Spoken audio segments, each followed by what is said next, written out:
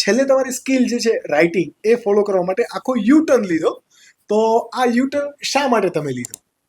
Hello, my audience. This is your host Akash Ukani, and thank you for choosing this particular topic to watch. જો તમે આ podcast clip માટેનો ફૂલ episode જોવા માંગો છો તો તમે અમારી મેઇન યુટ્યુબ ચેનલ સ્કિલ જોગીને સબસ્ક્રાઇબ કરીને તમારી લાઈફ એન્ડ તમારા બિઝનેસમાં વેલ્યુ એડ કરી શકો છો.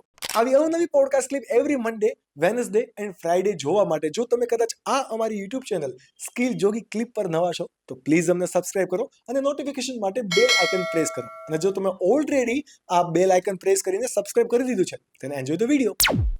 એમાં એવું હતું કે મને લખવાનું ગમે છે એ મને બહુ મોડી ખબર પડી હતી. Okay. અને પ્લસ એ પણ બહુ મોડી ખબર પડી હતી કે રાઇટિંગ એઝ અ કરિયર પણ હોઈ શકે. ઓકે. બીકોઝ આપણા માટે આપણે એવું જ વિચારતા હોઈએ છીએ કે જે આપણામાં કોઈ આર્ટ છે કે ટેલેન્ટ છે એ એઝ અ હોબી છે, શોખ છે કે જેને 9 to 5 ની આપણી જોબ પતી જાય દેન ઘરે આવીને આપણે ટાઈમ મળે યા સન્ડે ટાઈમ મળે તો કરતા હોઈએ છીએ. એક્ઝેક્ટલી. તો નાનપણથી હું સારું લખતી હતી, સારું બોલતી હતી, એમ તો થિયેટર પણ કર્યા હતા, એવું બધું એક્ટિવિટીઝ ઘણી કરી છે મેં. ઇતર પ્રવૃત્તિઓ. ઇતર પ્રવૃત્તિઓ ઘણી કરી છે. એટલે હું કોલેજ સ્કૂલમાં પણ એ માટે બહુ વધારે ફેમસ હતી. નંબર પણ આવતા હતા, પણ ઇતર પ્રવૃત્તિઓમાં પણ એવું હતું કે હા બેસ્ટ પરફોર્મન્સ હોય. હા, તો ત્યાંથી એક હતું કે મને આ એક્ટિવિટી છે એ લાઈફ ટાઈમ ચાલુ તો રહેશે જ, ઇતર પ્રવૃત્તિ તરીકે જ રહેશે.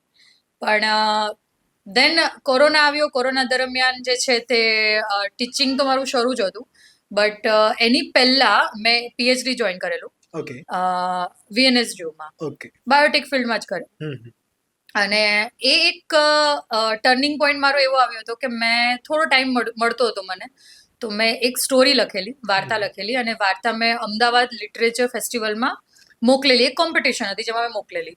સો મને ત્યાંથી કોલ આવ્યો હતો કે તમારી વાર્તા જે છે તે 90 એન્ટ્રીઝમાં ફર્સ્ટ આવી છે અને બીજે દિવસે તમને વિજય રૂપાણી સરના હાથથી ઇનામ આપવાના છે, સો અમદાવાદ આવી જાઓ. મને અચાનક કોલ આવ્યો, બીજે દિવસે અમદાવાદ જઈ શકું એવું નહોતું.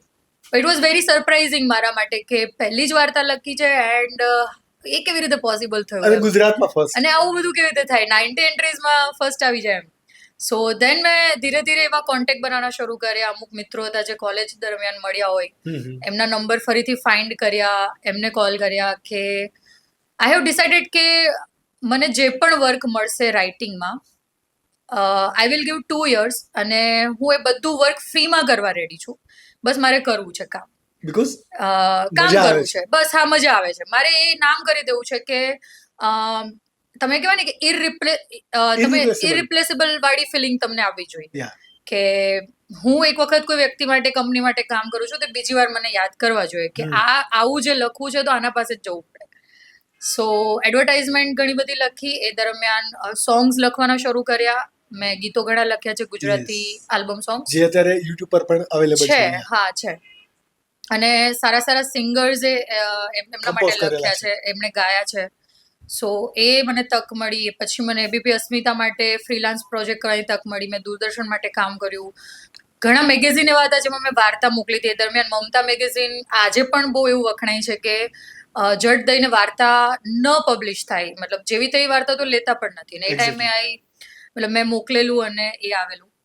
સો એ બધું હિટ કરતું ગયું ધીમે ધીમે. એન્ડ મેં પીએચડી વચ્ચેથી છોડી દીધું 6 મહિના પછી કે હવે આ એક લાઈન છે જે મને એવું લાગે છે કે મારે કરવું છે.